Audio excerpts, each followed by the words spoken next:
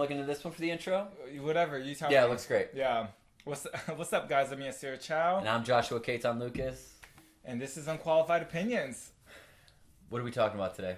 I have to tell you something. Okay. I have something to admit to you. Okay. I'm angry at you. Why? I'm only telling you right now on camera. Why? Because the world needs to know.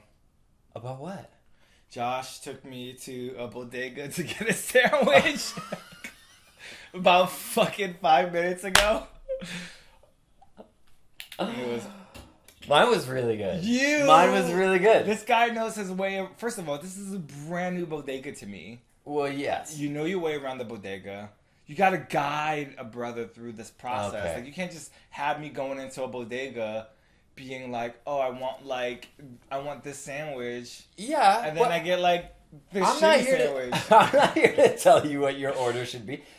Look, I've gotten one thing there the entire time I've gone. You told me that this bodega slaps. No, I did not. You said it was really good. I said it was good. I disagree with that. Well, your sandwich was good. I had a bite. My sandwich was good. Yeah. Yeah. No, the sandwich. It's a bodega. It's a New York City bodega. Okay.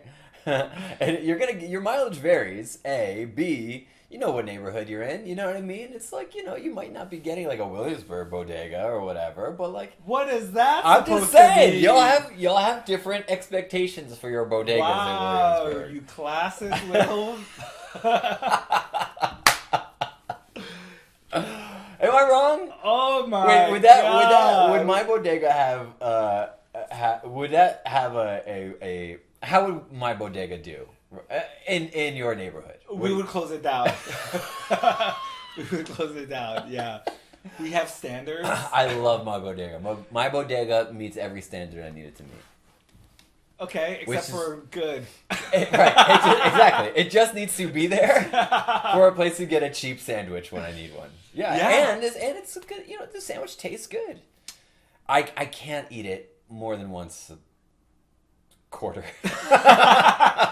Okay, yeah. There's a famous bodega in my neighborhood that people travel to, Mr. What's a Quarter? It's not... I mean, is that what a bodega is, though? Is a bodega a place, a destination? No, a bodega is a place to serve a community.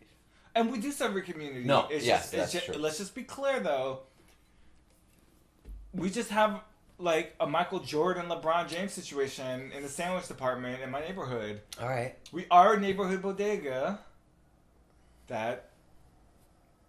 just wins championships and sandwiches. I'm just saying. I'm just gonna plug on Plug City. This isn't me. We're not getting paid for this. But Anthony and Son, look it up. It's in Williamsburg. Fantastic if you've never been there. All right. Awesome. Maybe they'll give us a free sandwich. Anyway, I'm not mad at you anymore because I've worked through the issue. Can I tell you something? I lost focus entirely. I was like. Thinking about the frame, I was like, how do I look over there? I'm going to zoom out. Yeah. Anyway, sorry. But yes, thank you I'm glad you're no longer mad because I feel like if you were mad and then suddenly I was like, oh, I'm not paying attention to you. No, I'm mad again. But I do have a topic that is going to probably make us all mad. Oh, okay. Yeah. I think my notes are over here. Can I snag them? Yeah, you can snag them.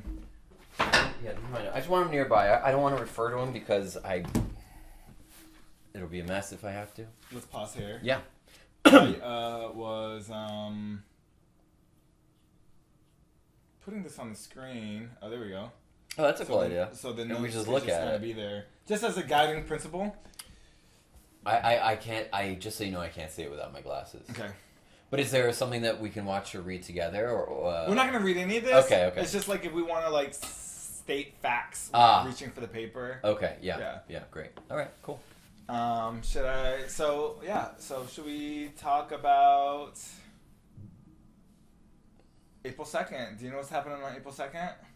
Well, there's a. There are elections happening, right? Is that the 2nd or is that the 1st? There are special elections. There's 3 congressional special elections. No, that's not what we're talking about today. Okay, what are we talking about? Oh, tariffs go into Tariffs go into effect. Do you know why they go into effect on April 2nd? No. This is actually funny. Donald Trump said I'm making the tariffs effective on the first of the month. Actually, I'm making them effective on April 2nd because I don't want anybody to think that this is a joke. This is not an April Fool's joke. Oh, sorry. This is a quarter for the jar. Dollar. Still under negotiations for this. Tariffs, yeah. Tariffs Wow. Okay, so which which tariffs are these? Who are they against? They're against Canada and Mexico? Canada, some for Canada, some for Mexico, many for China. Okay. There was actually news today about Trump implementing more tariffs for cars, Okay. for Chinese vehicles. Okay. I didn't get an opportunity to read about that, so we're not going to talk about that more recent news. Yeah.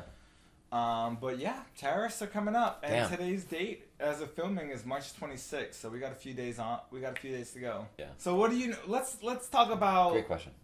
What do you know about tariffs?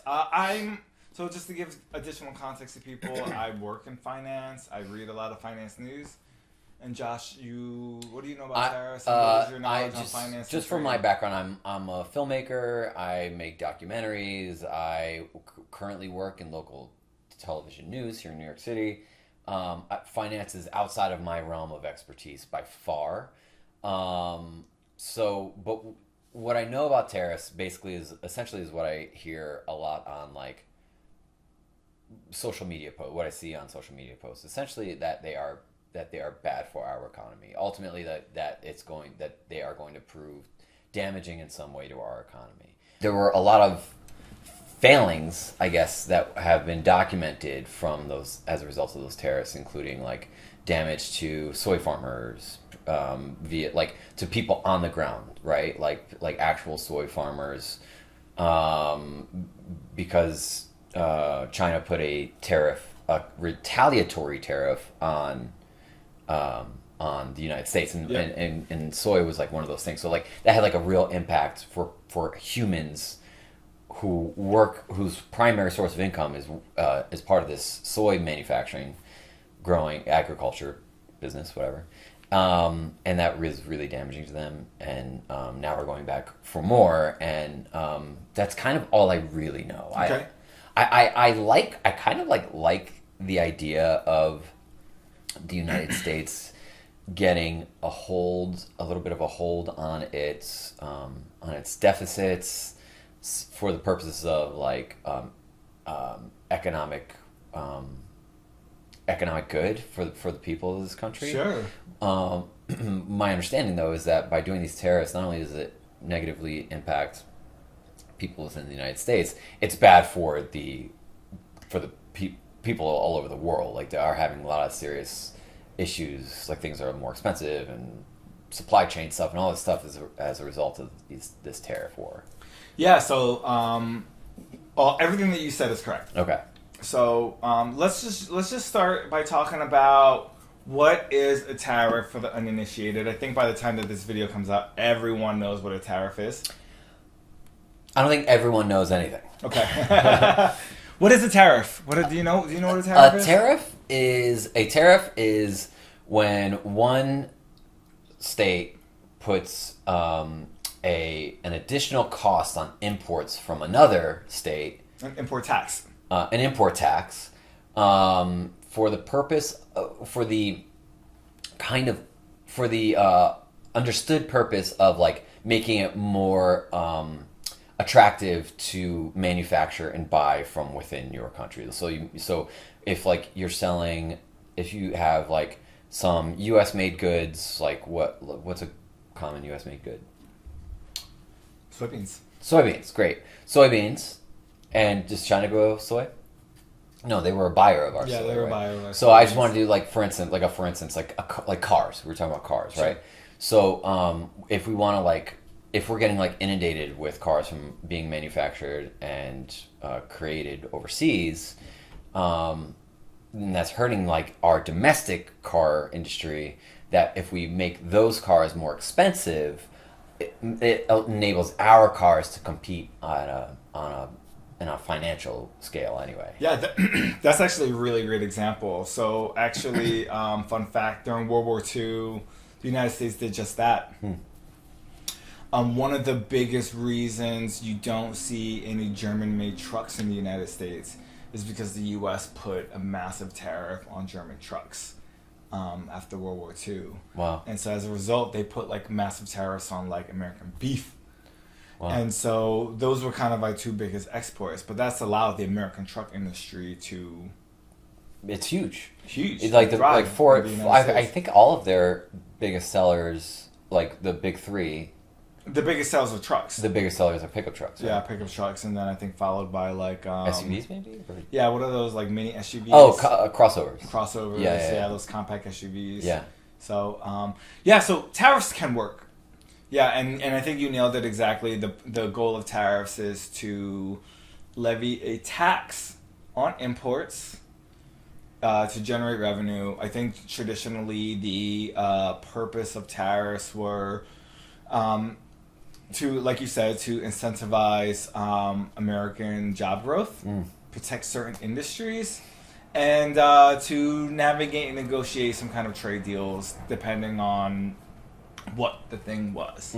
But I think what's happening now is we've moved against that. Going back to Trump's first administration, the reason Trump wanted to like implement all of these tariffs in the first place was because he just thought that the way we were doing things were unfair, right? So he put like tariffs on Chinese steel. Do you know what he meant by unfair? Yeah, so there's a couple of main parts for what Trump meant when he said things were unfair.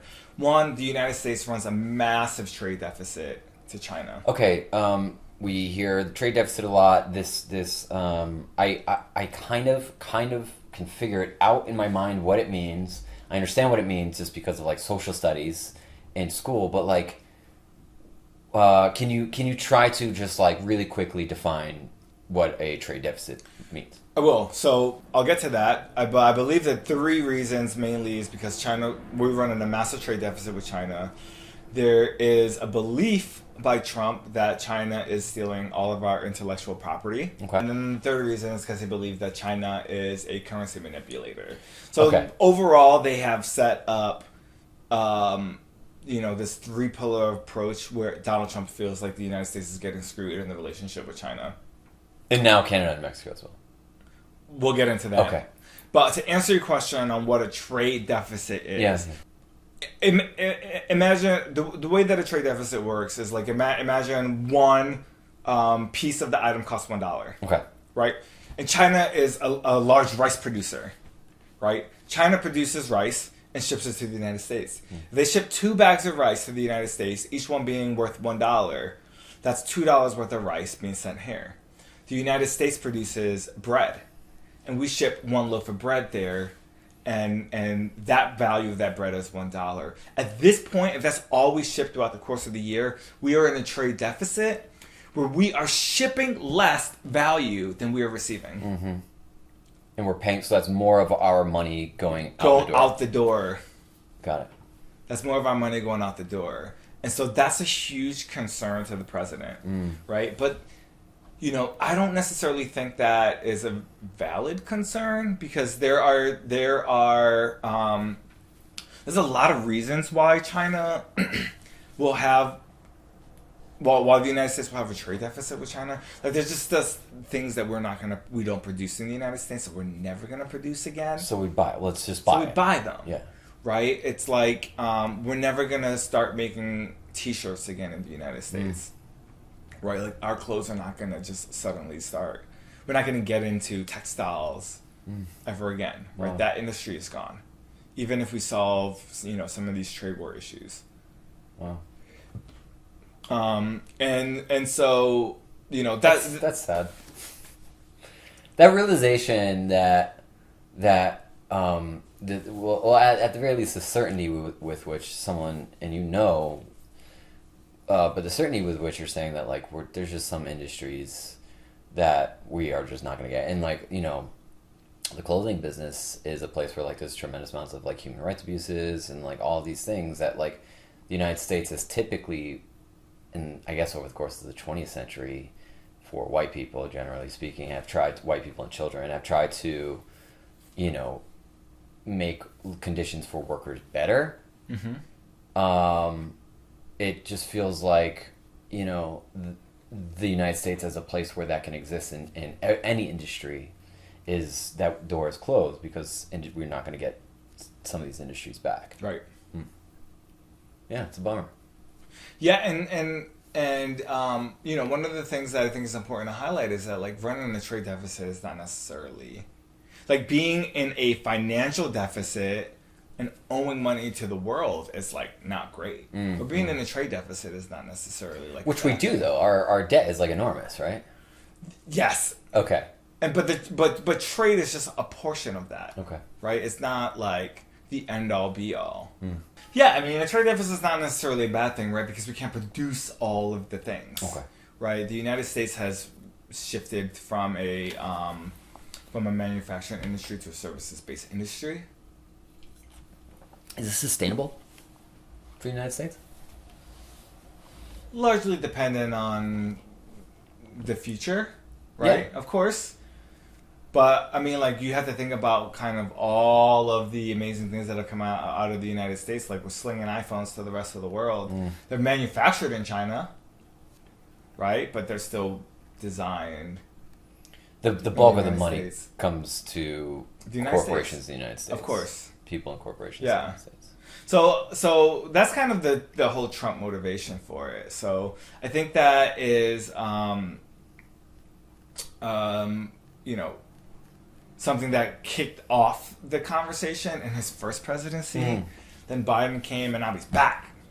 And April 2nd, he's on the attack, and he's mostly trying to like push a lot of these tariffs now, bring back the tariffs on China, on Mexico, on Canada, on Europe. His motivations are like all over the place. Yeah. It is largely agreed upon by economists that Trump's first wave of tariffs were a huge failure. His His first presidency's tariffs. So 8 years ago. 8 years ago, yeah. Were not like a huge success. And Were there any positive benefits was there any goal that was achieved that Donald Trump had been trying to achieve that were achieved? of course, Okay. right? But the larger macroeconomic outcome was negative. I see. Right? And one of the things that I think that people aren't aware of with what happened with tariffs is like, hey, look, a lot of the tariffs that Donald Trump placed in 2018 were like on everyday household goods like washing machines. And I don't know if you saw this stat, but there was basically saying that the price of washing machines in the United States went up after the tariffs. But corporations, and I know this is going to make you angry, corporations are greedy to the point where washing machines that even were American made went up in price. I know you're a capitalist. You're a capitalist, right? Like you believe in it, and to some extent, I believe in it. To a large extent, I believe in it. I think it's kind of necessary to keep the lights on, to keep people leading healthy, safe lives. But that is an impact on everyday people. Everyday people. And meanwhile, they didn't have to do that. They're just taking more money. Right, of course. Because of the dictates of the market, right? Yeah. And so that's artificial inflation right there. I mean, when we talk about what the inflation, why are things so expensive? Well, what you're saying is that like corporations like raise their prices in the wake of these tariffs. Yeah. And it gets even worse, right? Because that was just the tariffs on washing machines. So the tariffs on washing machines that were foreign made from China, their prices went up. The U.S. washing machine prices went up. But then dryers that didn't even have tariffs on them also went up. Because when people buy washers, they usually buy a dryer with it. It's like a combo situation. Are people not aware of like the economic hardships that so many Americans are in right now? Like, are people in these corporations just completely blind? People are aware because they're feeling the economic hardship themselves, right? Corporations are not people. They don't care. Well, corporations are legally people. Corporations were ruled to be people in a very dubious Supreme Court case. I'm just saying, they have their rights. It's terrible. But yeah, it's terrible. It's terrible. So, yeah, that's one of the major problems with tariffs. They're inflationary, and it causes corporations to raise prices regardless. I think another major problem with tariffs, I can't believe we've been talking about for 27 minutes. Yeah, it's fast. I feel like we haven't talked about anything. I'm happy though. I'm liking the combo. I think that I think another massive issue with tariffs is quality control. Oh, okay. And this is like a more subtle issue that I think a lot of people don't pay attention to. If you look at two identical items. Okay. Right? And then one of them is $10 and one of them is $15. There's going to be a presumed quality on the $15 item. Right. It's better. 50% better. Right? If the $10 item is cheaper and equivalent because it's made in China, and we slap it with a 50% tariff, right? Now that's $15. And assuming you don't raise the price of the American item to be greedy, that is also $15. So now you're comparing. Or to just show, hey, this is better than that product, just so you know this is worth 50% more or $5 more or whatever. Right. Yeah. Because it was actually better. Because it was better. Right, but now they're the same price because one has a tariff. And so when you're staring at the grocery store or the hardware store, whatever item you're looking at, you might not necessarily know that the reason it's the same price is because it's made in China and it has a tariff on it, right? Like you're paying an incremental tax. It's different for an item like sales tax where you like see the tax, right? But a tariff is a store raised price. They've just raised the price on the item to cover their cost. Damn. All right. So on April 2nd, when tariffs go into place on various goods, I guess, coming from Canada, Mexico, and China mostly, right? China mostly.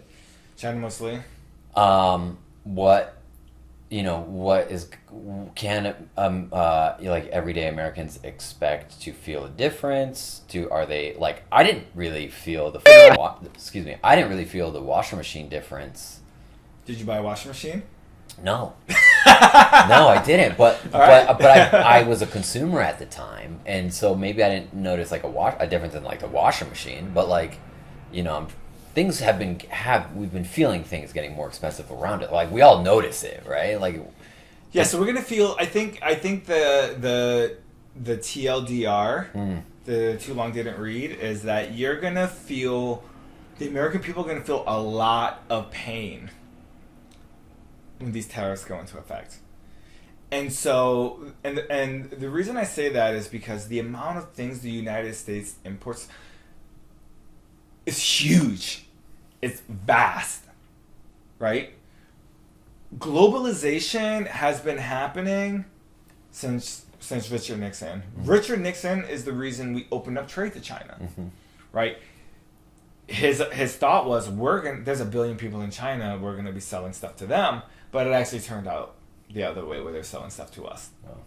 But if you think about all of the major things that are going to be impacted, like think about what we get simply from Mexico. A large percentage of U.S. cars are made in Mexico.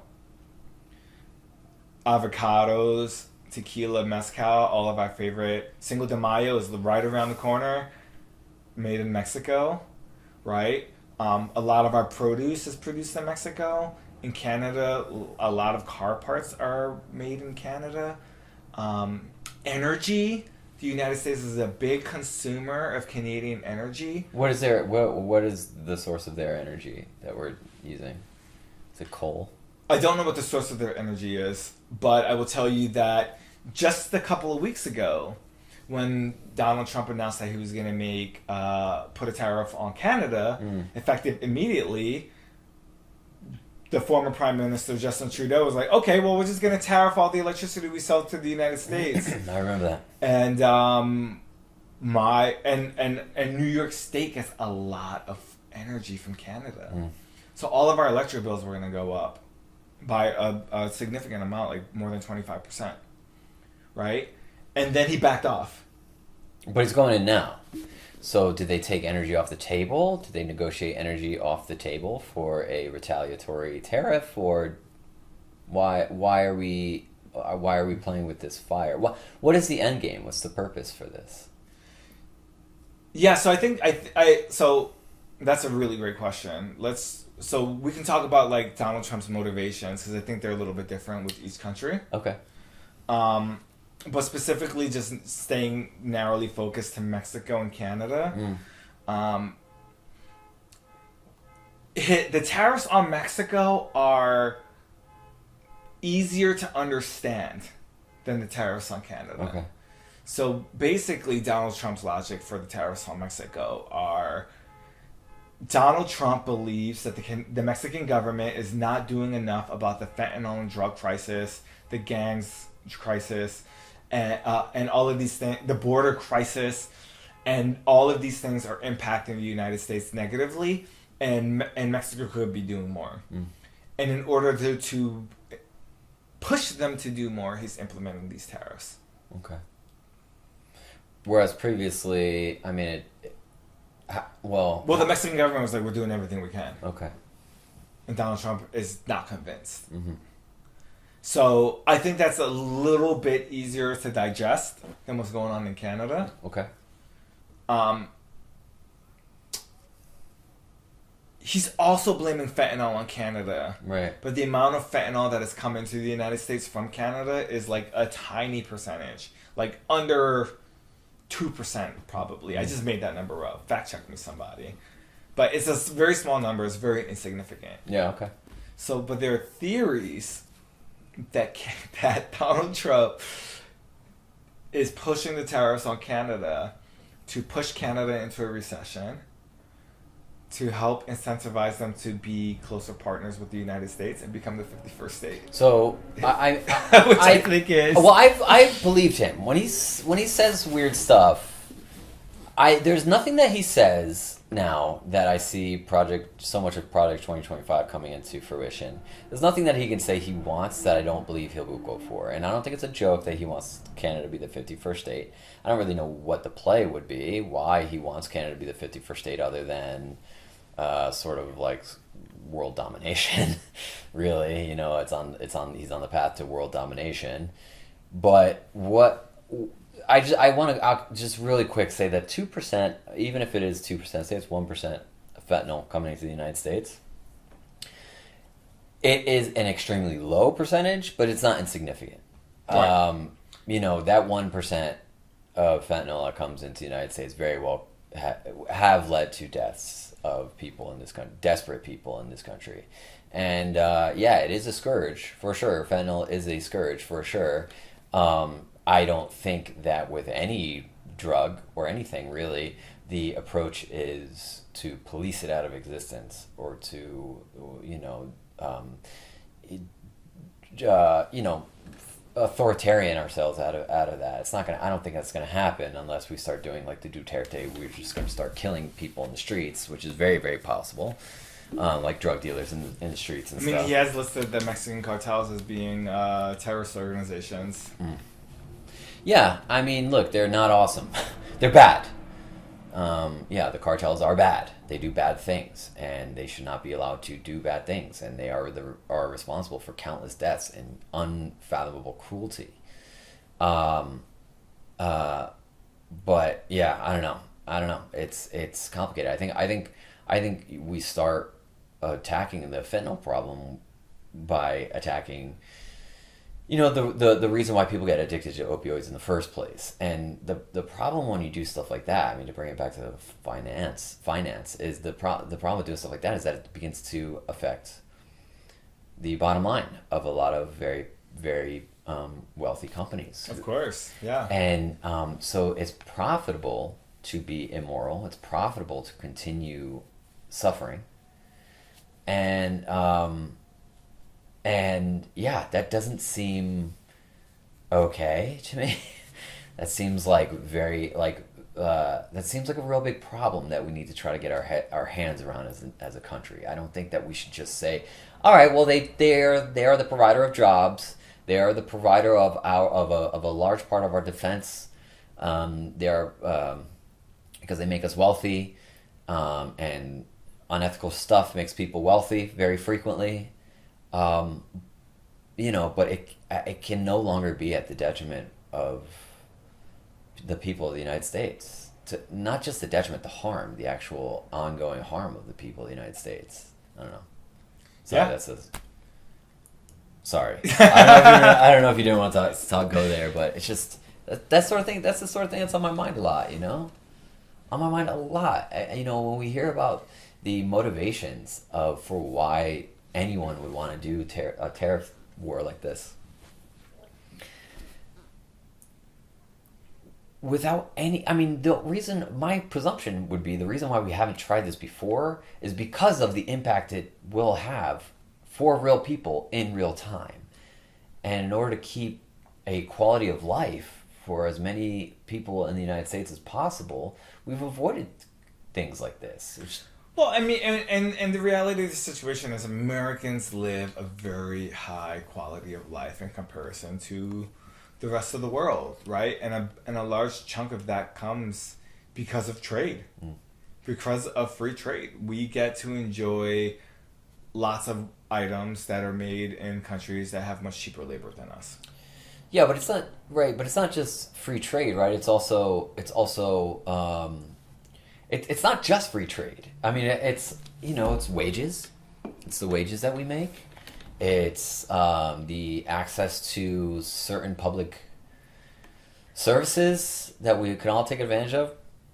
It's our quality of life. Our quality of life, I'm sorry to say, is not very good. We're all anxious through the roof. We're running out of green space. They're trying to take more of it. And that is the stuff that gives people, nature is the stuff that feeds back a lot to people. And we're just going for more of it. And so our quality of life isn't awesome right now.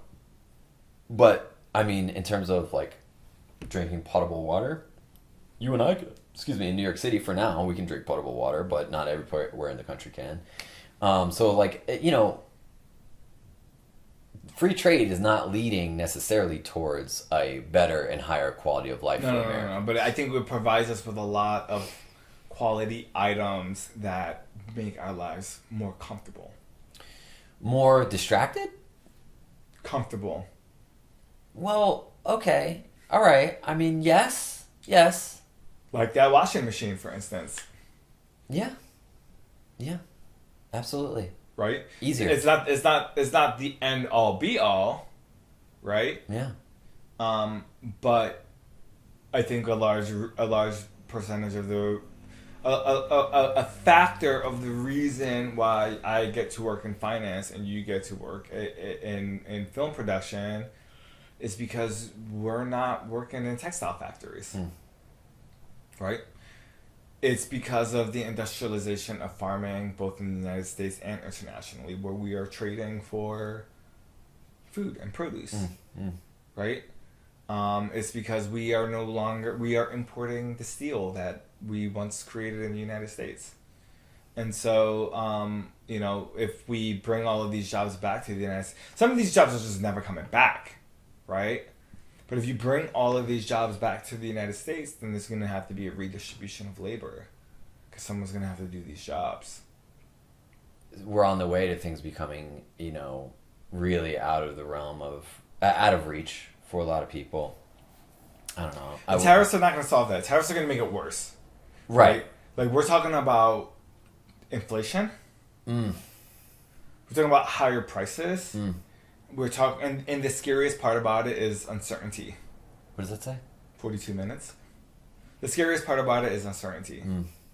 Right? When you think about uncertainty, that causes people to make different decisions. Right?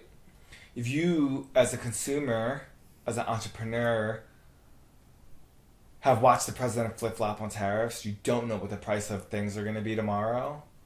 Like, literally on April 2nd, you could presume that the cost of steel is going to go up 25%, or it might not. And then there's something that happens within the next 24 hours that changes all of that. Right? You're thinking about getting a loan from the bank to start a business. Well, then you don't know what this government's going to do, so you might put that on pause. The bank might even stop lending. I might even reconsider buying a car. Right? All of these things, this uncertainty, is causing businesses, consumers, financial institutions to lose trust. Lose faith in the economy. And what happens when you lose faith in the economy? You don't spend. Starts with an R. Oh. What is the word? The R word. What's the R word? Recession. Recession. Well, aren't we there? Right? Like, I feel like we're largely there. I mean, people are still buying, but we go to everyone sees the price at the grocery store. You know? We're not there, Okay. but we're getting there. Right? People are making more wise trade-offs because they don't know what's going to happen. People are seeing the price of things go up. It's already happening. Look at eggs. Right? Yeah. So, all right. So we didn't really finish talking about like what Donald Trump wants. Why is he doing this? Right? Like, we didn't really I still don't have my head around it. I don't know if anybody has their head around it, even the world's best economist, in terms of like what he's doing and what he's trying to get. I think that most economists believe that Donald Trump... let me rephrase. I believe that most economists believe that tariffs are bad. They will not be beneficial to the United States in the long term. So the whole goal here, I think, with the tariffs is to generate more revenue for the United States government. Okay. To level the playing field on trade for the United States. And I just don't think that economists believe that that's what's going to happen. Wait, how's it going to generate more revenue? Because... because basically because it's a tax. But I thought that tax is paid by the consumer, right? It is. Okay, so how does that benefit the... It still goes to the government. Okay. Doesn't matter who pays it. The federal government benefits. So the federal government is getting 25% off of steel right off the top from China? Is that what's up? How's that work? Yeah, so basically if it costs $1 to import steel, if the cost of steel is $1, it's now $1.50. And then... And so whoever's buying steel in the United States is paying that $1.50. Exactly. And that 50 cents goes to the federal automatically government. goes off the top straight to the federal government. Right. So that generate more revenue for the federal government in hopes of being able to offset the tax cuts that Trump is giving to his millionaire and billionaire friends. Okay. All right. So we love that. Tax cuts for the rich. I can see the love on your face. Oh my god. And all right. Okay. Tariffs. Good conversation. Tariffs bad. Yeah. All right. Well, so I mean, silver lining? Question mark? Silver lining? Question mark. Well, America first. Okay.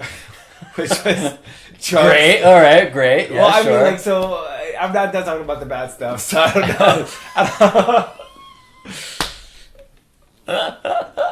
know. Listen. If you really need silver lining, the truth of the matter is it might work. Okay. Well. All right. Well, it might fail miserably too, right? I think it's the. Sorry. stressing you out. Yeah. Hey, Trevor. Hey. I think the silver lining of this thing is that it might work. 0.0000001% chance. Yeah.